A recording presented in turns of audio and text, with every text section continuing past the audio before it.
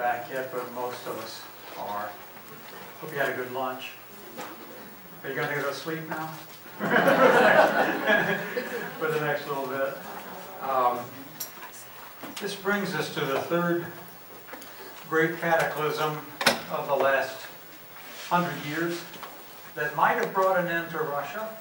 Of course, little bits and pieces were carved off, but essentially the whole country has remained pretty much the same. The largest country in the world still, as it was before. And the 1990s, of course, may not initially seem like, well, what's so bad about the 1990s? But remember, it was at the beginning of the 1990s that the Soviet Union came to an end. And of course, there's still a lot of debate about it, how it came to an end. But the very final precipitating thing, essentially, was that Boris Yeltsin brought it to an end in some of his politics, despite whatever deep-seated issues there may have been. December 25th, 1991 was when Gorbachev made his speech resigning as president of the Soviet Union.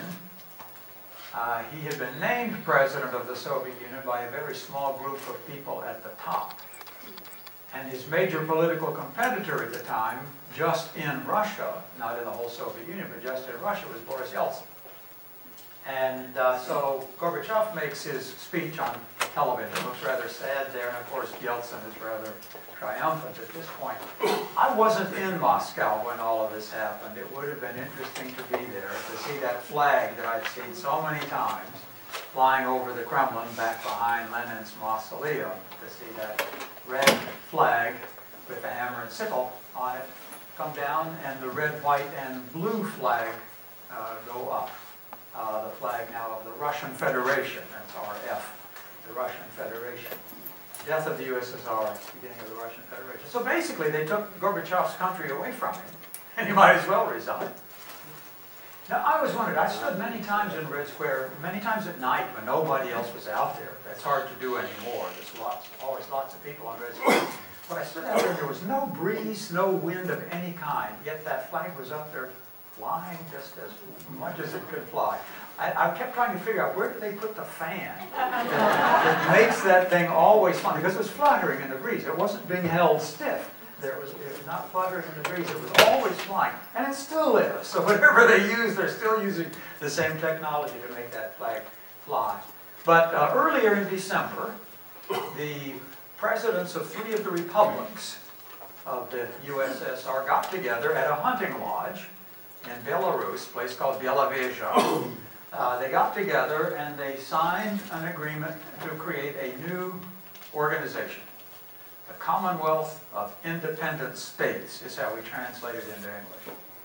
Commonwealth of Independent States. There's Leonid Kravchuk, Stanislav Shushkevich, and then just a little bit later, a week or so later, Kazakhstan, the president of Kazakhstan, who still is the president of Kazakhstan, joined them. He's about the only top leader who's left from that period of time. The Belavezha Accords they signed. Where in the world did they get a word like Commonwealth? That had not been used before in Russian politics in 1991. 2 years earlier, in 1989, I was in Azerbaijan with a group of chemists from my university, which I will remind you is Virginia Commonwealth University.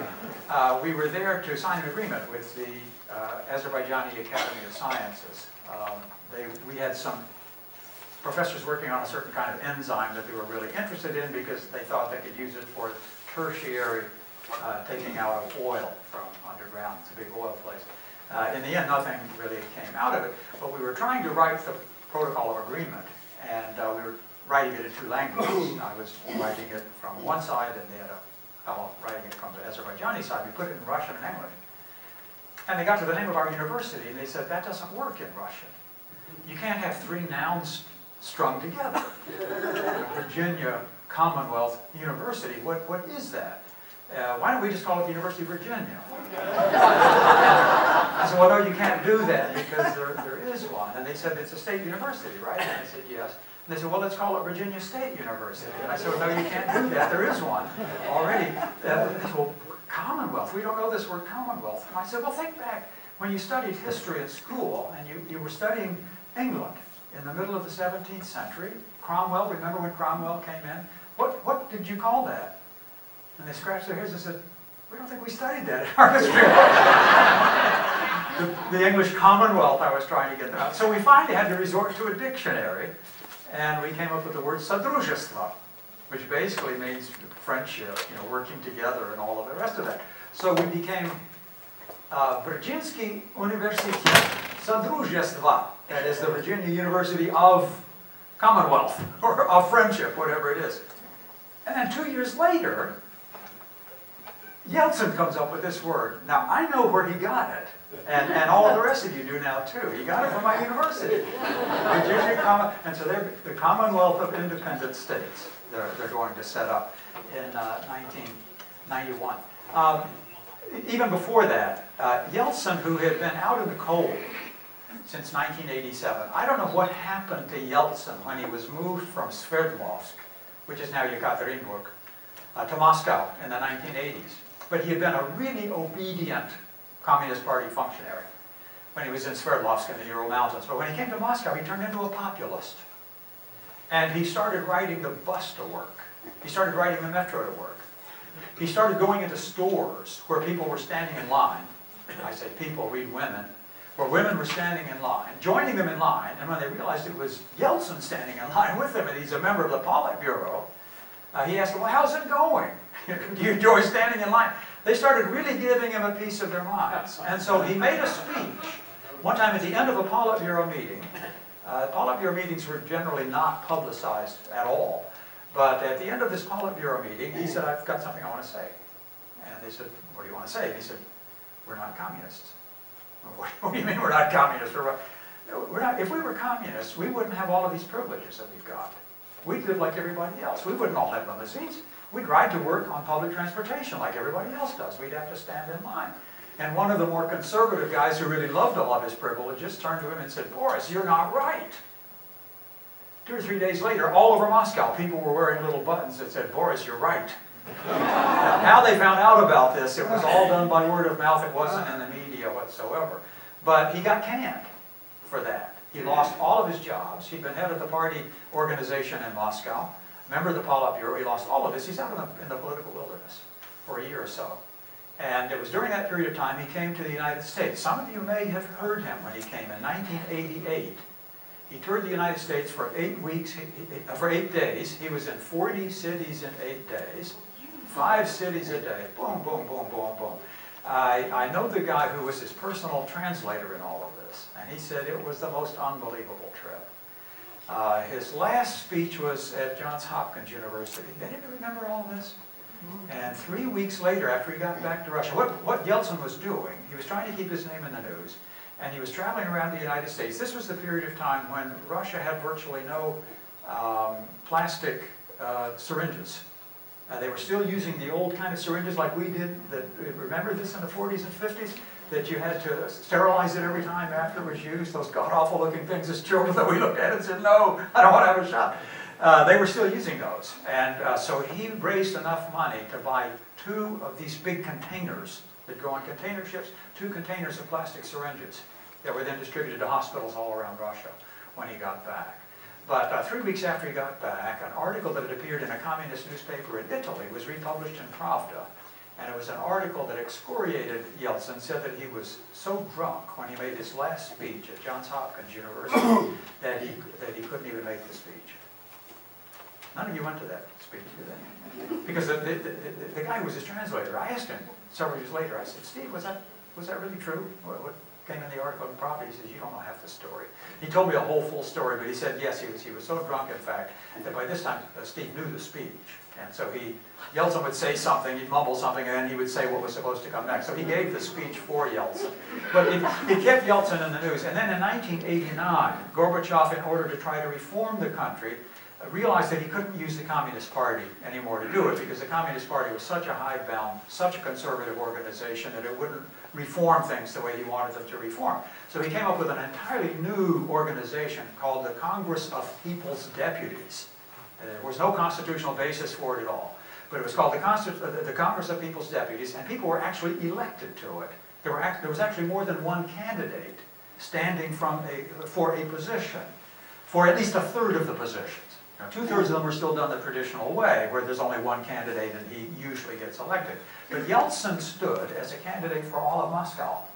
And there were candidates for the individual parts of Moscow, and then there was one for all of Moscow. There were about 20 people running, and Yeltsin won it going away. He was very popular because of this populism stuff. And so then, using his position in the Congress of People's Deputies, different parts of the Soviet Union, different republics were saying they didn't want to be in the Soviet Union anymore. This started with the Baltic states, Estonia, Latvia, Lithuania. 1989 was the 50th anniversary of that agreement we talked about in the last lecture, the Molotov-Ribbentrop Pact, which Stalin used as the excuse to bring those three republics into the Soviet Union. They said all of that was illegal, it was contrary to international law, we shouldn't even be in the Soviet Union. Go ahead and, please, if you would, publish for the first time the secret clauses that brought us in. So they wanted out, and a couple of other republics said they wanted out as well. And then Yeltsin comes up with this idea, well, why doesn't Russia leave the Soviet Union? We're tired of everybody else being on our backs. We're tired of having to support all of these other republics. Now, we would like to leave the Soviet Union. And he decided to have an election in the summer of 1991. In the Russian part of the Soviet Union, he called for an election in order to elect a president of Russia. There had never been a president of Russia. There hadn't even been a Russian Communist Party. There had been a Soviet Communist Party, and all of the other republics had Communist parties, but Russia itself had not had a Communist Party. And they didn't have a president. And it was when he did this that Gorbachev had himself then elected president of the Soviet Union by the Congress of People's Deputies. But Yeltsin had this election in all of Russia, and he was elected going away, president of Russia. So there he is, president of Russia as of June 1991. Oh, that's a cat smiling, isn't it? And then, of course, over the summer, the next thing that happened, Gorbachev was trying to rewrite the terms of the Soviet Union. He was trying to give a good deal more autonomy to the various non-Russian republics in order to keep the idea of the Soviet Union popular, so that they would continue to stay in it. The country was all so tied together economically that everyone assumed surely people will see it's in their interest to stay economically all tied together instead of splitting up into separate countries. But they were trying to rewrite the Constitution. He went on vacation, Gorbachev went on vacation, which is a bad decision. And it was while he was on vacation, when he came back, they were going to sign this agreement just a few days after this coup. But there was an attempted coup, and you all remember that attempted coup in 1991 in the summer. It's interesting. Immediately, there was no use of various other terminology. What are we going to call this? You know, how is it going to go down in history? Immediately, they all called it a putsch. Putsch is not a Russian word. It's a German word. And when we hear the word putsch, what do we think about? We think about Hitler's 1923 thing, right? The beer hall putsch, you know, which was not very successful, and he ended up spending a year and a half or so in jail. Almost immediately in Russia, they start calling it a putsch in the news, because of course it did fail. There were a number of people in the Politburo. The ringleader was maybe this guy in the middle. The head of the KGB was a part of it. He was the Minister of the Interior, Boris Pugo, who was himself from one of the Baltic republics. He was not a Russian. But they attempted to overthrow Gorbachev in order to stop this reform. They got virtually no popular support for doing all of this. They tried to get the armed forces to get involved, and the armed forces said, no, we're not going to bomb the people you want us to bomb. If we bomb anybody, it'll be you. We are, after all, a professional military, and the professional military doesn't make policy. We do what the government tells us to do. And so they didn't get involved in it, and they didn't arrest Yeltsin. They made some half-hearted attempts to arrest Yeltsin. He was at his doctor when the whole thing started, but he made it back to Moscow. And of course, you all remember this moment when he's standing on the, was it a tank or an armored personnel carrier? We call it a tank. It was probably an armored personnel carrier. It drives up in front of this so-called White House, this building here where the Congress of People's Deputies was meeting. And the driver's not sure he's in the right place, and so he pops the top and he sticks his head out. And Yeltsin immediately jumps on the vehicle and sticks out his hand. Well, what are you going to do when somebody sticks out his hand? You shake it. And so the two of them shook hands, and it was photographed, and everybody realized that coup has failed. If this driver is going to accept and shake hands with Yeltsin.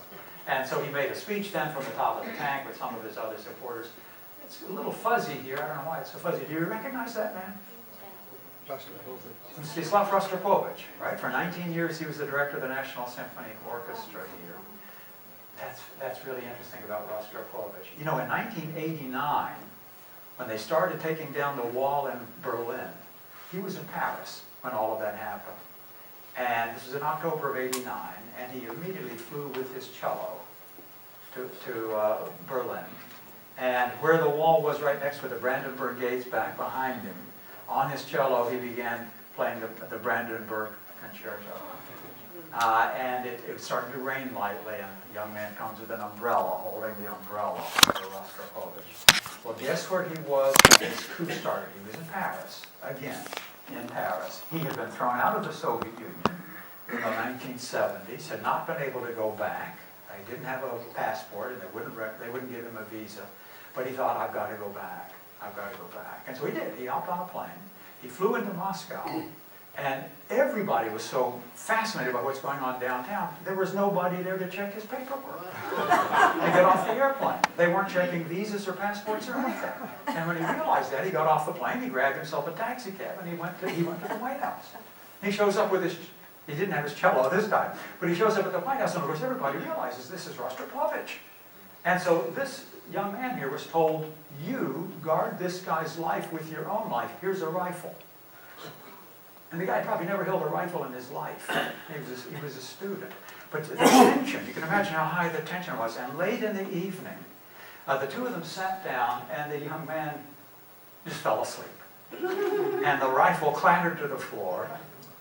And so Rostropovich put the man's head on his shoulder, the young man's head on his shoulder, and he picked up the rifle. Instead of holding the cello, he's holding a rifle. And some photographer came back and took that picture. That's such a fantastic photograph. You know, it was of course, the putsch was a failure. And the people responsible were, Pugo shot himself, but all the rest of them were put in jail for a period of time. What are they going to do? Are they going to put them on trial? About a month or so later, they let them all go. And the former head of the KGB, by October, was here in Washington giving lectures for $25,000 a pop. So, made it great. But anyway, things then moved very, very quickly. Gorbachev came back, and he had this press conference in Moscow. He said, well, as I was saying, we really have to reform the party if we're going. And people are shaking their heads and saying, he still doesn't get it. He still doesn't get it. The party's over. I mean, there is no more Communist Party. And so sure enough, he resigned as the head of the Communist Party within a few days. A few days after that, the Communist Party was suspended. It no longer existed. It was illegal to be a communist. Eventually it was re-allowed, and it split up into 4 different communist parties instead of just one. And then in September, they replayed what had happened in August. They replayed the days of the coup.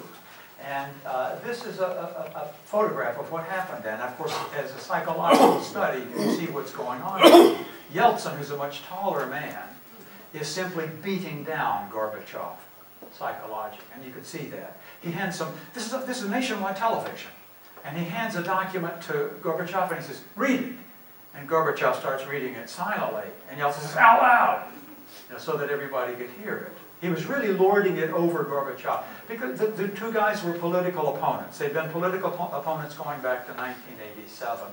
And Gorbachev was, and of course Yeltsin was extremely popular in part because of the role that he played during the attempted putsch in August. So here you have the new Russian Federation. We have 50 states. We have some, we call them territories. You don't want to call it an empire anymore, but we have some territories that we picked up in the days when you were picking up empire. There wasn't much left for us. So we've got, Samoa, and we do have Puerto Rico, although not everybody seems to realize it, and a few other small territories. But here you have, this is the new Russia.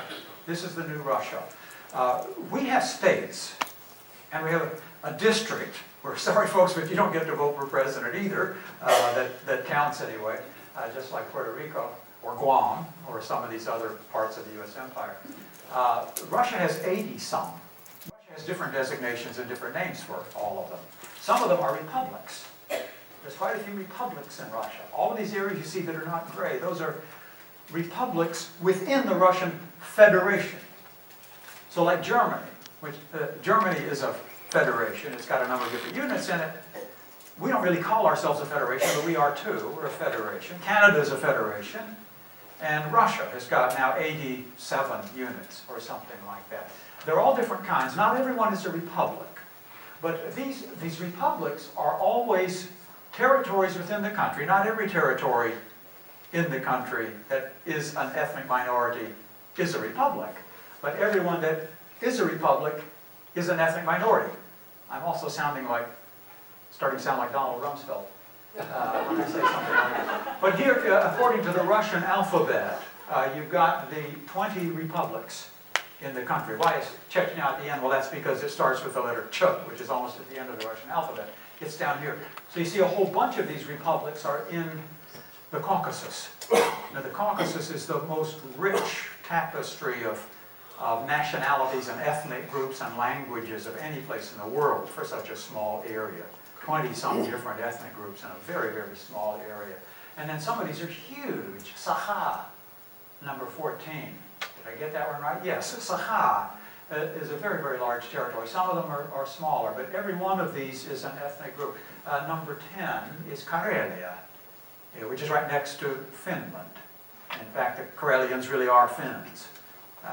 The Finnish great saga, Kalevala, comes out of Karelia, the eastern part of Karelia, which is now a part of Russia. So these are all republics. What does it mean to be a republic in the Russian Federation? Well, they're still in some sense trying to figure all of that out.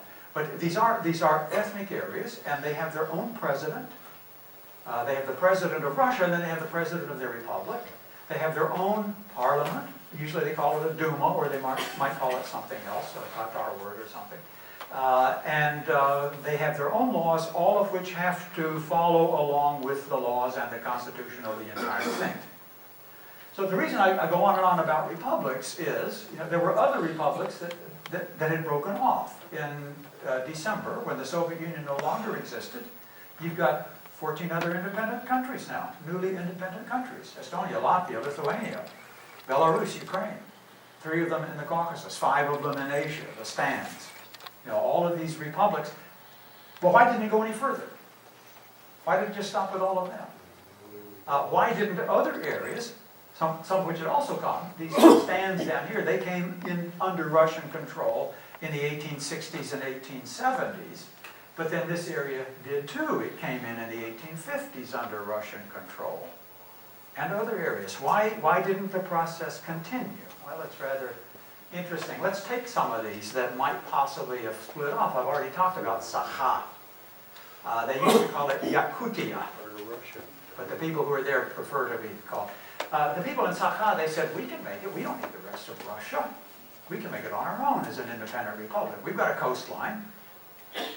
Well, yeah. But increasingly they do. They really do. As everything's warming up, you can now get around the top there without having to have an icebreaker. It was done last year and again this year. Do they have any resources? Well, that's the second biggest hole in the world out of which diamonds have been taken. The Kimberley pipe is bigger, but this one is about 3/4 of a mile across and 1/4 of a mile deep or 1/2 a mile deep. They're not using it anymore. They've got other pipes now where they're taking diamonds. They've also got gold. There's a gold nugget. They've got oil. This is the capital city of Yakutsk, where the temperature often gets down to 60 degrees below zero in the wintertime. Can you imagine working oil wells or building oil wells in derricks when it's 60 degrees below zero? But they've got they've got all these resources. The Lena River, the one that I talked about in the very first lecture where you had strikes in the gold fields along the Lena River. This is Sakha. Why not break off and become an independent country? And then there's other places too. This is ethnically Slavic for the most part. There are other people who live there, but it was peopled mostly in the 1890s and afterwards by folks from Ukraine and from Russia who were given free land out there when they went. Yes, it has a pretty strong economic base as well, in all kinds of ways. Much of it is through trade, through commerce, as a shipping point for all kinds of resources like timber. You know, Siberia is one of the richest places for timber in the whole world. Our globe has two lungs. You know, one is the tropical rainforests, and the other one is Siberia. Lots and lots of trees in Siberia. Here they're all lined up at the port in Vladivostok to go out. A lot of agriculture in that area as well, and considerable amounts of agriculture in that area and shipped out. Grain being shipped now today out of Vladivostok. Became a super port for importation of automobiles from Japan. Those of you who may have been in the eastern part of Russia know that 80% of the cars in the eastern part of Russia have their steering wheel on the right-hand side. They're late model cars that have been imported from Japan. Because everybody is convinced that the Japanese cars that are made by the Japanese for themselves are better than the Japanese cars they make for export. And in Japan, you can't have an old used car. You've got to trade your car in about every 3 years by law. And so Russian businessmen have begun importing these cars by the thousands into Russia. And they're being shipped all over. Increasingly, as you move towards the Ural Mountains, it's a smaller and smaller percentage. But it's still close to half of the cars by the time you get to Lake Baikal. And 20 to 30% of the cars by the time you get to the Ural Mountains are right-hand drive. Putin tried to stop it a few years ago because it causes traffic hazards when you've got a lot of people with the steering wheel on the wrong side. And there were demonstrations in Vladivostok to such an extent that he gave up on the idea. He said, well, we'll just slap a bigger tax on it. And that's what they do. A lot of money's been invested in that area fairly recently. There are 2 new bridges. This is one of them, and there's another one that's even longer than that one. Each one, the road is about 160 feet above the water. Either one would be the equivalent of the Golden Gate Bridge in San Francisco in terms of size. In fact, they're longer, and they're just as wide as the Golden. 2 of them. They were both opened in 2012. And last year, they opened in Vladivostok an oceanarium, which is the most incredible thing I've seen any place. I've not seen an oceanarium equal to that anywhere in the world. Just a fantastic place. There's also a research center there for oceanography, but it's a great place for kids, a lot of interactive stuff in it. You need to go to Vladivostok just to see that oceanarium. So yeah, oh, and this is where the Ussuri tiger is from as well. So you got ecotourism. There's still several hundred of them alive in the wild. This is the farthest north tiger. You know, lives in the snow in the wintertime, which Bengal tigers wouldn't be able to do. And it's also the largest tiger. The Ussuri tiger. You sometimes hear them referred to by other names, but they're mostly in the Ussuri River Valley. That could have become an end of... Buryatia could have split off very easily. Why not? They're right next door to Mongolia. They are Mongolian, so why couldn't Buryatia become a part of Mongolia? In Russia, they tell you, well, the Buryats are very much like the Mongols. Their language is almost the same as the Mongols, but they're not Mongols. Well, they are. They are Mongols. But the Russians don't want them to know it, that they're Mongols, because then they might want to be a part of Mongolia. But what have they got there? Well, this is the city of Ulan-Ude, the major industrial center. Helicopters, manufacture all kinds of helicopters there. And then they've got ecotourism. They've got the most incredible lake in the world, Lake Baikal, the world's deepest lake. 20% of all the fresh water in the world is in Lake Baikal. Empty our 5 Great Lakes into Lake Baikal, and it's only 20% full. If water stopped flowing into Lake Baikal, but it continued to flow out from the one river that it flows out of now, it would take 400 years to empty the lake. It's 5,800 feet deep in the middle, at the deepest point, well over a mile deep. An incredible place. Yeah, ecotourism. Germans are going there already. Japanese are going there already to hike, to trek, to camp, and of course a lot of Russians go there as well. Buryatia, why not? Why couldn't it have become independent? What else have we got? Ooh, Tatarstan. Well, it's got a bit of a problem. Well, maybe no more of a problem than, say, Switzerland. I mean, Switzerland doesn't have a coastline either. It doesn't seem to bother anybody. or Hungary or Austria or a number of other countries. Tatarstan. This is a fantastic place. Kazan, the capital city, has reinvented itself over the last 15 years. When you watch the World Cup next year, if it's televised in the US, it may not be since we're not in it, but if you watch the World Cup, some of the games will be played in Kazan, and it's really worth seeing what they will show you about that city. What have they got? They've got oil, they've got gas, they've got agriculture. This building right here is the brand new Ministry of Agriculture of Tatarstan. Tatneft is one of the big oil companies. They've got gas stations all over Russia. River traffic, because the Volga River flows right through Tatarstan, and the Kama River comes in from the Ural Mountains. Why not? Why couldn't? In fact, Tatarstan wanted to be fairly independent of Russia. And Russia in the early 90s had to start signing agreements with all of these republics. You know, if you're going to be a part of Russia, then we'll sign an agreement with you as what's the deal going to be. And that Tatarstan was the next to last of the republics to come to a deal with Moscow. They were holding out because they've got a lot of wealth. They've got oil, they've got gas, they've got agriculture, they've got manufacturing, they've got all kinds of things. And they struck a pretty good deal for themselves. They've got a better tax deal, for example, than most of the other units within Russia. And for the last few years, President Putin has been trying to get them to renegotiate their deal with Russia, and they won't do it. They say, no, we've got this document and we like it, we think it's very, very good. But Tatarstan, even though it has reconstructed itself magnificently in the last few years, they are one of maybe 5 units in Russia that send more money to Moscow than they get back. Most units get a lot more money back from Moscow than they send to Moscow in taxation. Not that dissimilar from our country, right? Where, as I understand it, all the red states get more money from Washington than they put in, and all the blue states are the ones that put in more than they get back. I don't know if that's right or not. But Tatarstan there was some talk about their becoming independent. Whoops. Yeah, this was the last one. I said Tatarstan was next to last to make an agreement. The Chechens would never make an agreement.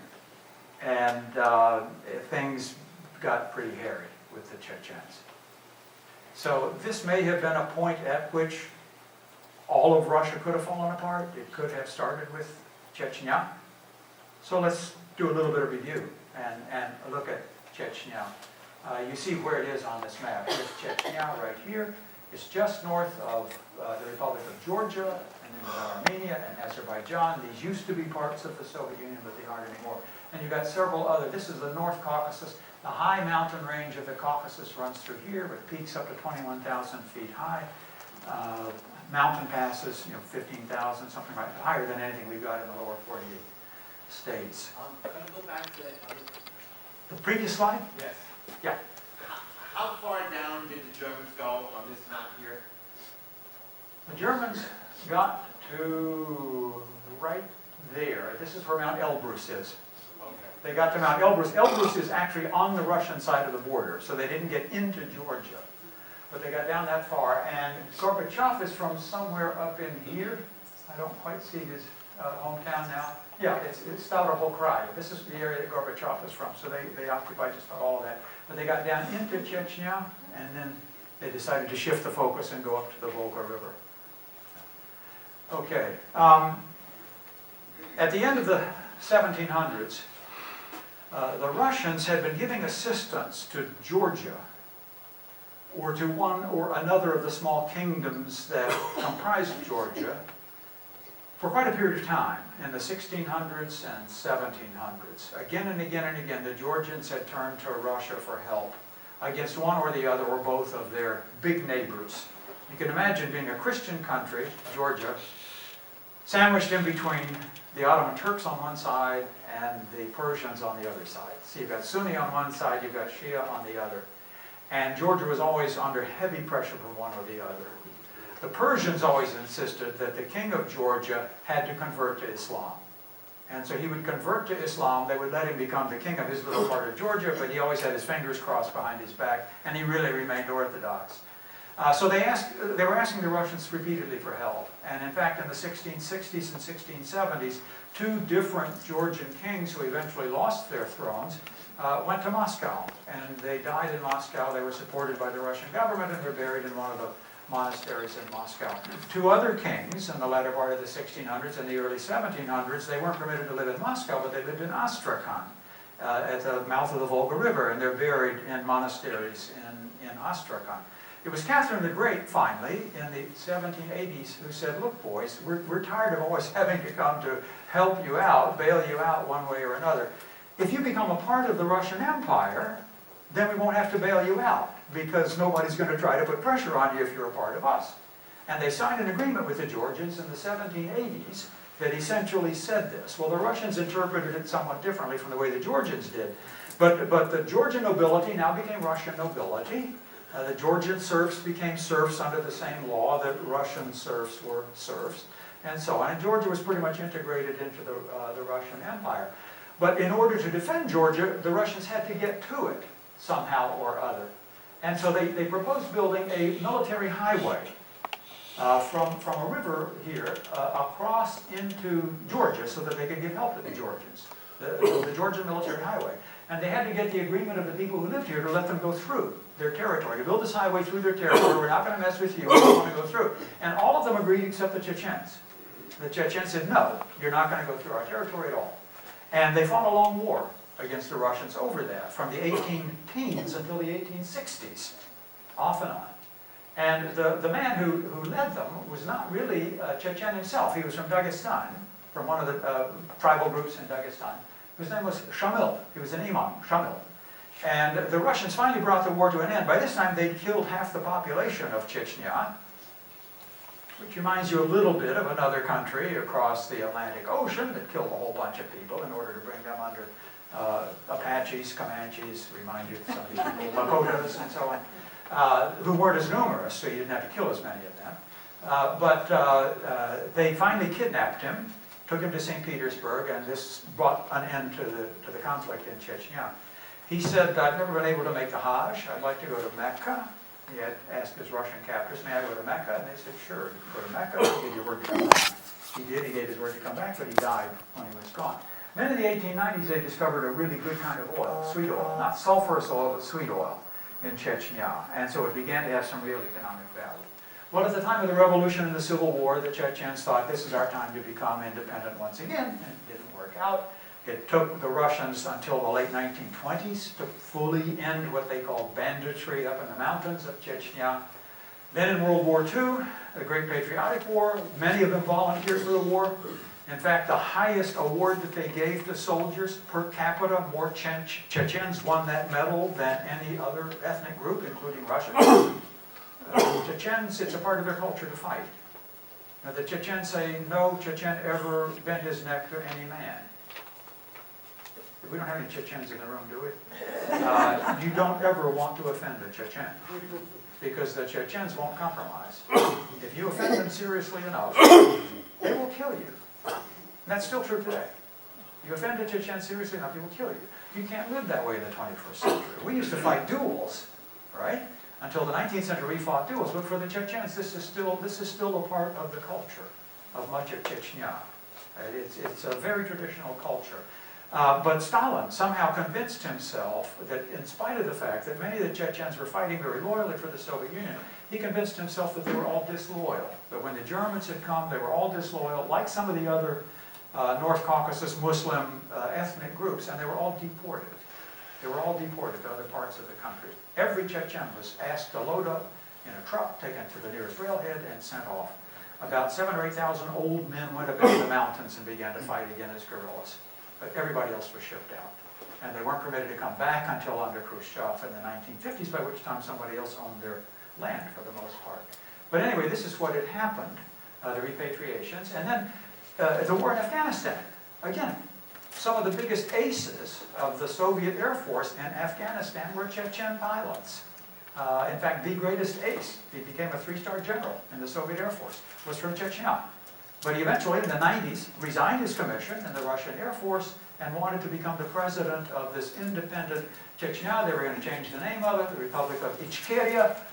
They were now going to call it, here's the guy, Jokhar Dudayev, is this fellow right here. And they refused to sign the treaty. Tatarstan signed the treaty, Chechnya refused to do it. He decided, well, we'll use a military solution. We'll send the army in to make these guys sign the treaty. And he began to do it under the guise of not really doing it. In fact, they were paying raw recruits who had had no training to do this kind of fighting. They were paying them $200 US a month to go in and do this fighting. And of course, they got chewed up by the Chechens, who were great warriors. There never was a Chechen coward. And the Russians didn't do well at all in that first war. They were led by Shamil Basayev. There's that name Shamil again, which is one of the reasons he was such a hero to the Chechens. But he was basically the real leader of all of this rebellion. Really, really tough man. They captured a hospital in a town called Budyonovsk in the south of Russia in 1995. They held 1,000 people hostage, and they said, if the Russian troops don't get out of Chechnya starting tomorrow, we're going to kill all of these people. Doctors, patients, visitors, family, whoever it was. And I was in Moscow when Viktor Chernomyrdin, the prime minister of the country, on national television, can you imagine this, how wide open Russia was in the 90s? On national TV, he's negotiating with these guys who are holding people hostage. It was hot, sweat was dripping off his face. He talked for an hour and a half.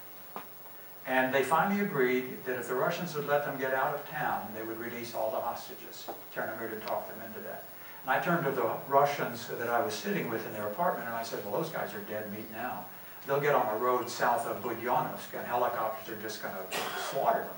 And they said, oh no, they'll get away. And they did. They got away. It's part of the deal, I guess, that they got away. But the Republic of Ichkeria, and this war dragged on through 1995.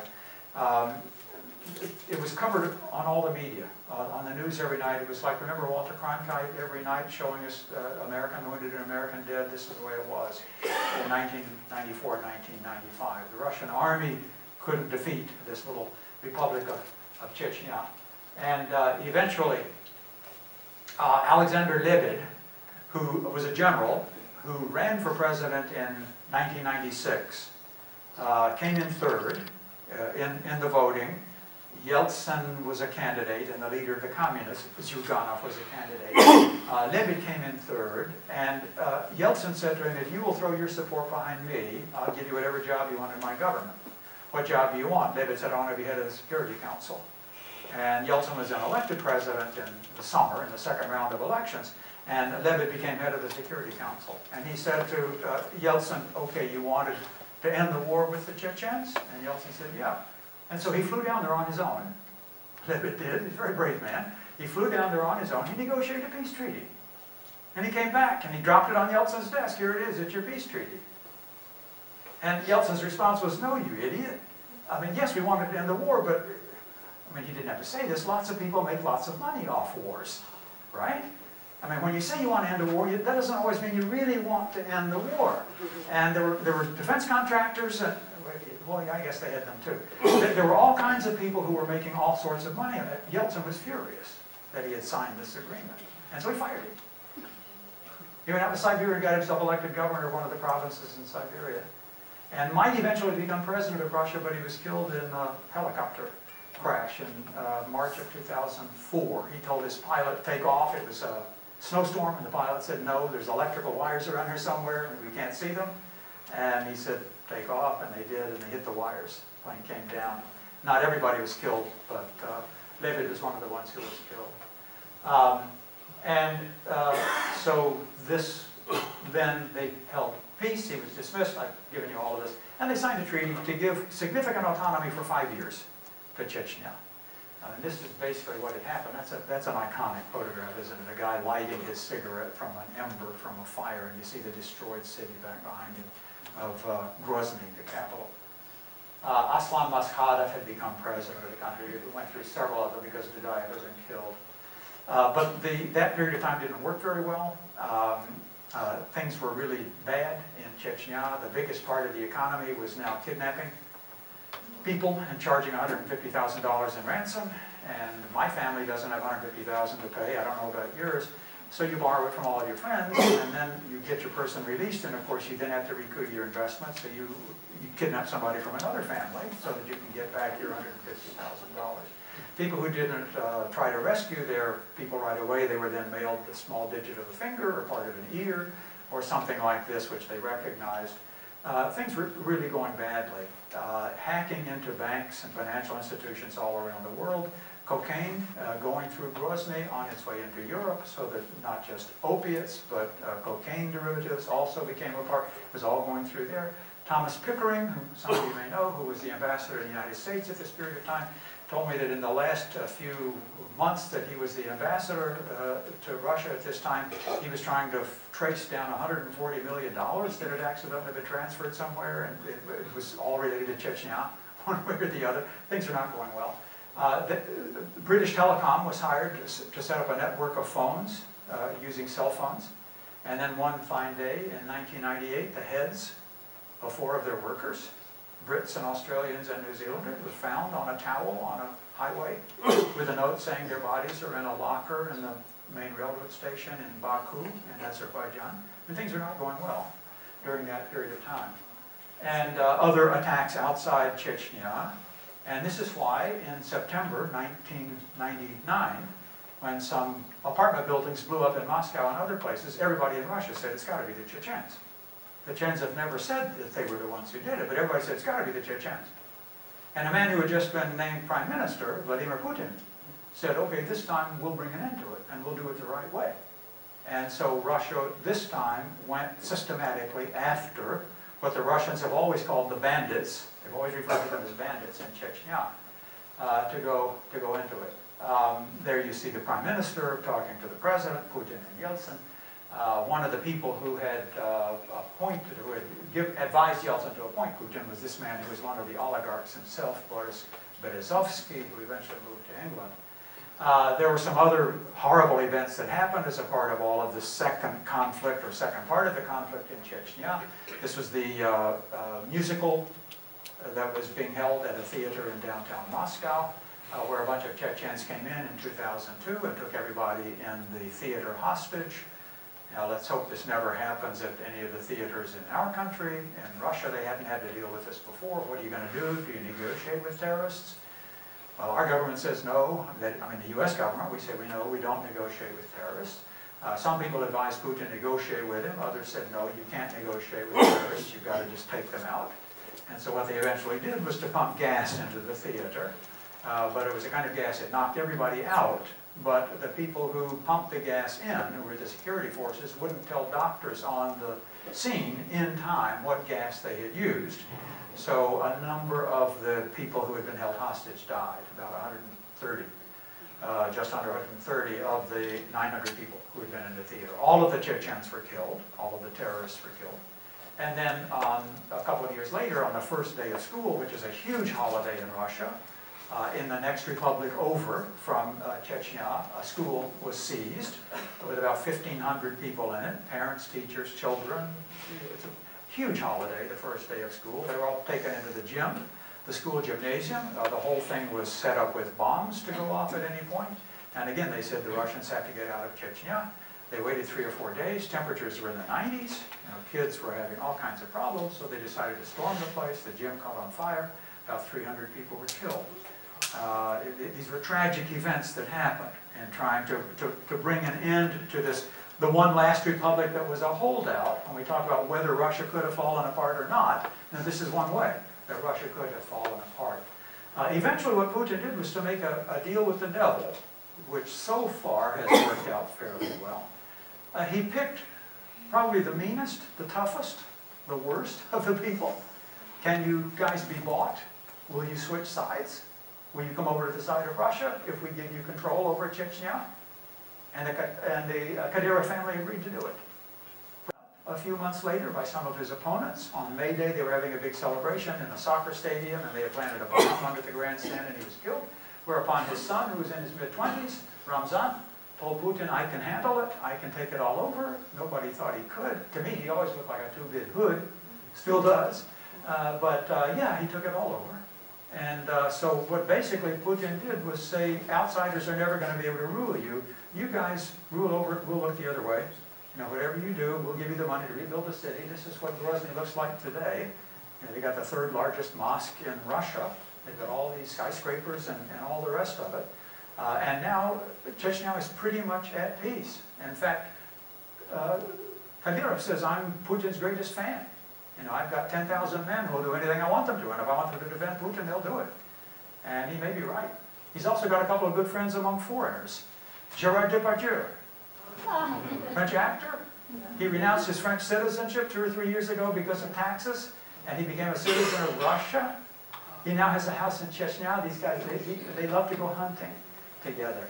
And you'll never guess who the other one is. He's a good friend, Steven Seagal. The Americans are really good friends, Kadyrov and Putin. Putin's a good friend of Berlusconi from Italy, but not of Kadyrov. Than that. Old men having to sit play music, begging on the streets, and going through garbage, and all the rest of it. You had never seen that in the Soviet Union. And now all of a sudden, in all the major cities, this is what you're seeing. The horrors of market economics, as it was introduced to them. Yeltsin found that he couldn't get the Duma to pass the reforms that he wanted. He wanted to reform everything very, very quickly, and they wouldn't pass, so he was ruling by administrative decree, executive decree. And eventually it came to an head in 1993, and the Russian parliament decided that they wanted to impeach Yeltsin. And so Yeltsin responded by shutting them down, saying, you no longer exist. And they said, well, you can't tell us that because the vice president is now the president. You're no longer the president. And this became a huge crisis. And Yeltsin resolved it in October by asking the military to defeat the parliament. And so they did. And you remember, this is what made CNN famous. This is when CNN became famous because they were sitting right across the Moscow River taking pictures of these tanks that are sitting there just blasting away from half a mile away at the Parliament building, the so-called White House. Here it is on fire. The upper stories are burning. We don't know how many people died. Several hundred probably died in all of this fighting that took place at that period of time. But Yeltsin won. Now he defeated the Parliament and then was going to have new elections to elect a new Parliament that he thought he would work better with. But in fact, he got a worse Parliament from his point of view. We in this country were all in favor of Yeltsin. Do you remember all of this? Because we thought, if it's not Yeltsin, it's going to be the communists. And God, we don't want the communists back again. So it's got to be Yeltsin. Yeltsin's our man. And we supported Yeltsin to the hilt in all of this. Although he was running totally counter to his own constitution. This was all anti-constitutional, what he was doing. Not democratic at all, what Yeltsin was doing. Well, there were some Russians who became very, very rich during this period of time. You know what you think a cottage is? Not in Russia. In Russia, that's a cottage. And we think of a cottage, the little place that a shepherd lives in, thatched roof and all the rest. Ah, that's a cottage. You've got a bowling alley inside and a sauna and all kinds of other things. That car really is plated in gold. As if your Porsche's not expensive enough, this guy plated it in gold so that everybody would see I'm rich. There were people who became very, very wealthy during this period of time. Boris Berezovsky, at one point in 1995, said, these other 7 men and I control 52% of the Russian economy. He was wrong. They controlled 58% of the Russian economy. Some of these guys are still around and in Russia. Oleg Deripaska, this is the greatest aluminum magnate in the world. He was very close to the Yeltsin family, and some people say he's fairly close to Putin. Victor Vekselberg, when Malcolm Forbes died, and his family didn't want either his motorcycle collection or his Fabergé collection. The Fabergé collection, Malcolm's Forbes, he had more eggs than anybody else, even the Queen of England, of the Fabergé eggs. They were going to sell it at Sotheby's or Christie's or someplace and break it all up. Victor Vekselberg paid $95 million cash, brought the whole thing back to Russia and gave it as a gift to the Russian government. Potanin is still in Russia. Abramovich could live in Russia, but he prefers to live in England because that's where the Chelsea soccer club is. He's the owner of the Chelsea football club. Gusinski now lives in Israel. And Khodorkovsky, you know about Khodorkovsky, right? Yeah, Khodorkovsky is around quite a bit. He was building the biggest oil company in the world, or the second largest oil company in the world. and he was trying to negotiate with ExxonMobil to combine the two companies into one, which would have made it clearly the biggest company in the world back then. One of his mistakes was he had these negotiations with ExxonMobil without Putin knowing about it. Putin, who was the president of the country, found out about it from the president of ExxonMobil when he flew to Moscow to have some conversations about it. That's when Putin found out about it. Putin had also made a deal with these people that they would not involve themselves in politics. You've made your money in business. We all know that you stole it, but that's okay. We're not going to take it away from you. You stick to business. Don't get involved in politics. And Khodorkovsky was the one guy who did start to get involved in politics. But anyway, some won, and that ... means there's some more ... coming somewhere else, and some lost. And these are not guys I'd want to meet somewhere in a dark alley at night. There was this huge scramble for wealth. And of course, a lot of people killed a lot of other people in order to get their money. And some of those guys whose pictures you just saw, they survived because they killed or had the guy killed who would have been their major opponent. It was not very clean in the 1990s. And of course, the gravestones are so gaudy. They're all deeply religious, but you look at these guys and they're tough-looking fellows. These are mostly from Vladivostok, and the city in the far east. Yeltsin had to run for election in 1996. He started out the campaign at 5% popularity, 5%. The oligarchs that you saw a slide or two ago decided they'd throw their weight behind him. By the time he got to the first round of the elections, he had pulled equal with the communist, Gennady Zyuganov. Each one polled about 34-35% of the vote. They had another vote then in July the 3rd, and Yeltsin won it. And you see the headline in Time magazine. This is not made up. This is not fake news. This was the cover of Time magazine. The secret story of how American advisors helped Yeltsin win. U.S. advisors were hired by the Yeltsin campaign. They spent 100 times more on his campaign than was permitted under the Russian Constitution. All kinds of U.S. advisors on what you do, how you advertise, how you win elections. We're good at that. And they got him elected. They got him elected. They didn't interfere in Russian politics at all, of course, but they got him elected. That's interesting, isn't it? This was the cover of Time magazine 20-some years ago, 1996. The worst crisis came in 1998 when the World Bank had given several big tranches of money to the Russian government, which all disappeared. All the banks shut down. People lost everything. If you were earning $500 a month one day, which you could live on, the next day you were earning only $166 a month, which you could not live on. This happened to most of the population around the country, 1996. There were, of course, Yeltsin wasn't really governing at that point, and they were calling for Yeltsin to go into retirement. Yeltsin into retirement. This is a cartoon. You got Lenin here in his mausoleum, and here's Yeltsin in a bottle of vodka, because he was drinking quite a bit at that point. He wasn't really governing the country. This was one of the famous banks, Most, the bank, which means bridge, and you see all these people who were there, and of course they didn't get anything. Eventually, some of them get a little bit, pennies on the dollar, or kopecks on the ruble, that they ended up getting from their investments. And so Yeltsin resigned on December 31, 1999, and I think his speech is an interesting speech. Yeltsin started the tradition of every New Year's Eve at a few minutes to midnight. Of course, it's done in different time zones, so it's recorded. But at 8 minutes to midnight, the president makes a speech to the people of Russia in which he talks about what we did in this past year, what we're looking forward to in the future. Usually the Kremlin towers are in the background and the Kremlin chimes, and they ring at 12 o'clock. And then the national anthem is played, and then in Russia the parties all begin. Which is interesting, because in America, the ball goes down in New York and everybody goes home, right? I mean, by 1 o'clock the streets are clear. Our New Year's party, in Russia, they're just starting. That's when the party starts, and you don't even think about going home until 3 or 4 o'clock in the morning. But anyway, this is what Yeltsin had to say. I want to ask your forgiveness. Odd thing for a president to say, isn't it? That to his population. For the fact that many of the dreams we shared did not come true. And he's been the only president Russia has had since Russia became independent. And for the fact that what seemed simple to us turned out to be tormentingly difficult. I mean, they thought, you've got a well-educated population, the standard of living is pretty high. Shouldn't it be fairly easy to make the transition? You're just making a transition from socialism to market economy. Couldn't we do that and keep the wealth that we have? Well, it turned out to be tormentingly difficult. I ask forgiveness for not justifying some hopes of those people who believed that at one stroke and one spurt we could leap from the gray, stagnant, totalitarian past into the light-rich, civilized future.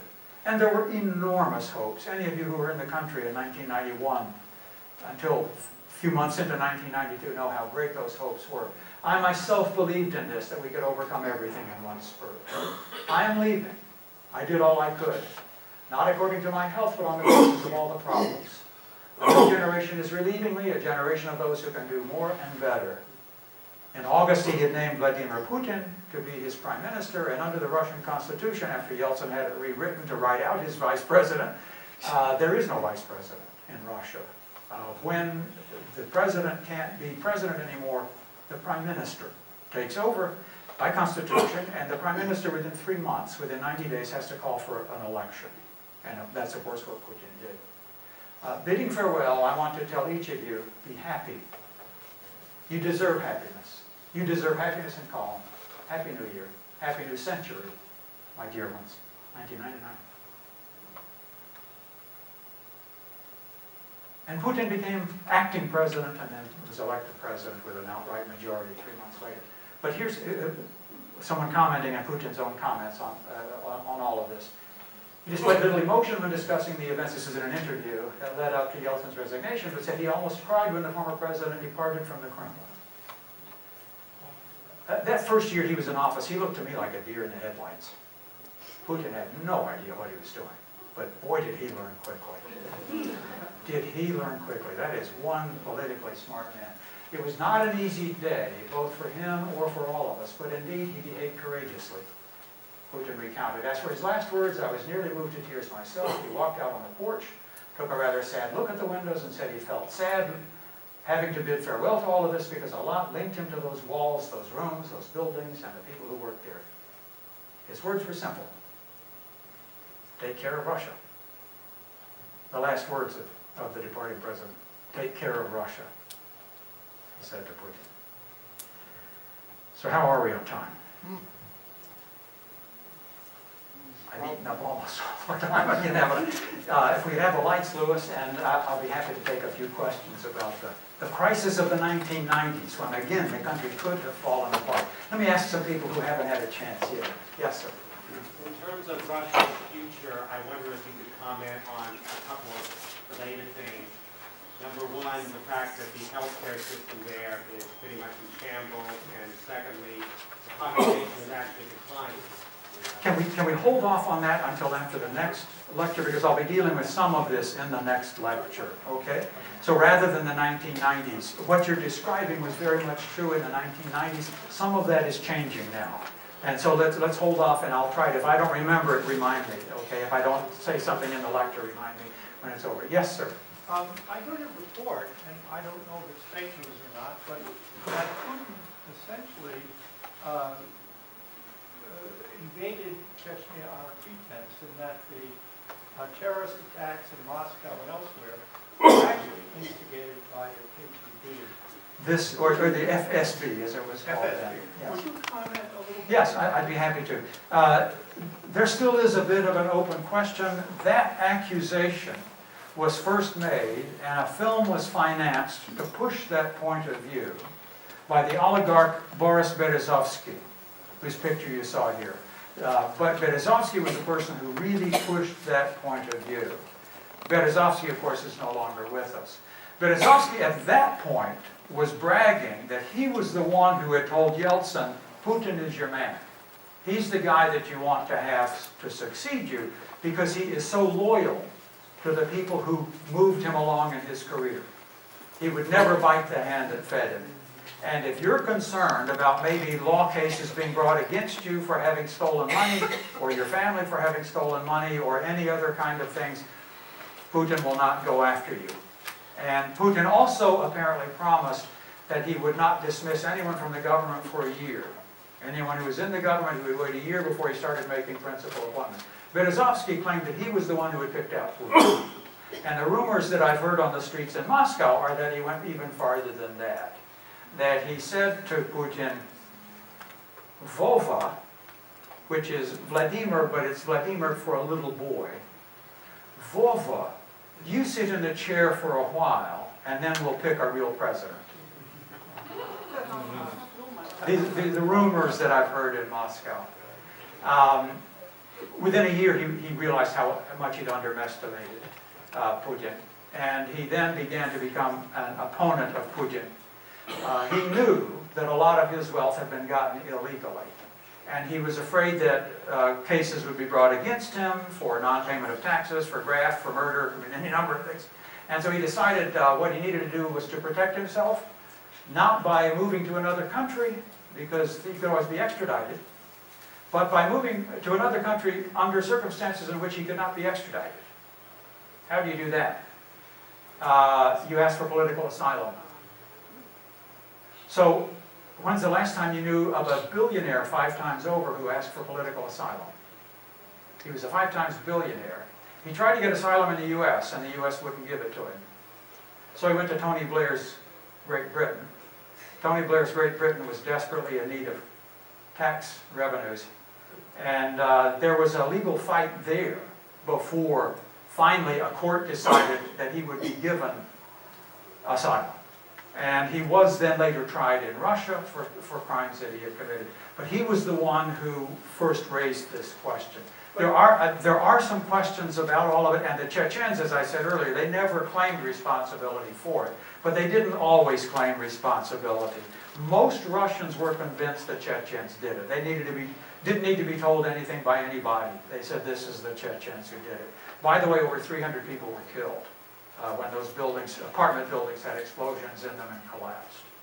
So it is a bit of an open question still. I heard some very compelling evidence. Well, I've heard some charges, but I don't know that it's, I mean, you don't know what to believe and what not to believe because allegations are made. I mean, I've heard some compelling allegations, certainly. But then there's other evidence in another direction. Yes, sir, back towards the back. A couple of questions. In the 90s, especially in the early time, there was a lot of banditry and things going on with joint sponsorship, joint ownership of things, and then the Russian partners kill the partners from out of the country.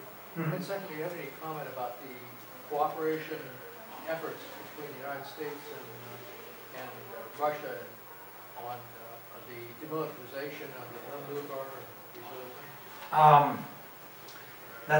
That latter part is not really in fact, none of this is my specialty. I'm an 18th century historian, but I read a lot on all of this, and I spend a lot of time in Russia. The 1990s, who was making money and who was not making money? Some allegations have been laid against Harvard University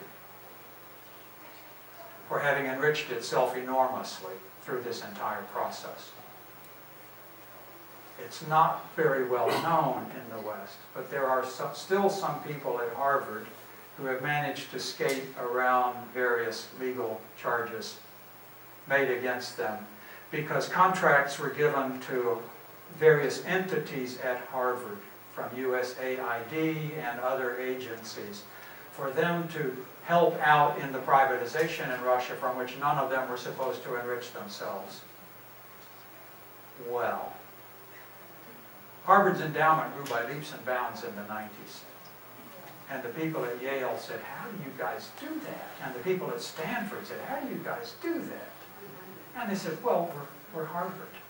But I've read some fairly significant charges about, and I'm not going to mention any names or anything because I don't want to get sued for libel, but there are charges out there that have allegations about ways in which Harvard enriched itself. I mean, let's face it, there were lots of people. Who was it? There was a former American capitalist who gave up his American citizenship in order to become a British citizen, who is quoted to have said, they're giving away free money in Russia. And he decided to get his hands on a lot of it, and he brought out about $500 million before he was stopped. Now, we can say, well, yeah, under the rules of capitalism, if you can do it and if you can get away with it and you don't get charged with anything illegal, why not? You could say that, but you could also say, what is the moral and ethical thing to do? And the people of Russia, 140-some million of them, are poorer to the extent that some of these fellows walked away with what they were calling free money. As Khodorkovsky has said several times, he said, well, the laws were sort of loose in the 1990s, and I decided so I would do everything that the law permitted me to do. And in his own mind, he didn't go beyond the laws in any way. But there are also, some people think, there are ethical and moral constraints that would be good if they limited us in certain ways. Let me get to someone, if there's another question from someone who hasn't asked one yet. Yes, ma'am. What happened to all these? Many of them have been imported into Russia. Many of them have been imported into Mongolia. And so there are lots and lots of Russians driving. You can't imagine how the mirrors have been set up so that they can decide whether they can pass somebody or not. And Vladivostok, for those of you who've been there, think San Francisco, but the hills are twice as steep. Vladivostok is basically San Francisco with hills that are much steeper, so that you can't have a Lombard street that goes, well, no, Lombard doesn't. It goes like this, doesn't it? But a lot of the other streets go straight. They can't do that. It's too steep in Vladivostok. So anytime they have snow, it just brings everything to a halt. They have to wait until it melts. Because of the hills and so on, you can't negotiate on the hills. Well, it is time for a break. And again, I'd be happy to entertain questions if you have one that you really want to ask before we get started. 3 o'clock will be the beginning.